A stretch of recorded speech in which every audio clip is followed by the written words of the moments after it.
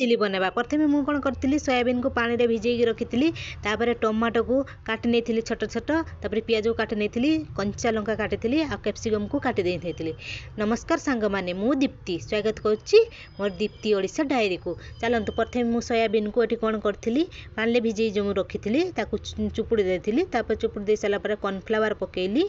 आमर बेसन टी पकईदेली जीरा गोटा जीरा पकईदेली आ लुण लंका गुंड हलदी गुंड सब पकईकी पानी टिके देकी गोले देली गोले दे सारापर ये तेल गरम कली तेल गरम कलापर आठी पकईली सोयाबीन पकईला टिके कलर हो गला एपट सेपट करके बाहर को छाणीदेली बाहर को छाणी दे सारापर सांग मैंने भिडटी को फास्ट और लास्ट देखिए ना किसी भी जानीपर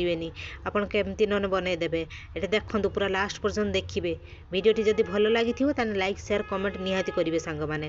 तापर मुझे कौन कली ये तेल गरम करके गोटा जीरा पकईदेली गोटा जीरा पकई सारापर पियाज जो काटी रखी पकईदेली पकई सारापर कंचा लंका काटी रखी पकईली पकई सारापर टमाटो को पकई जो काटिकी रखी भी पकईदेली पकई दे सारापर टिके एपट सेपट कर सारापर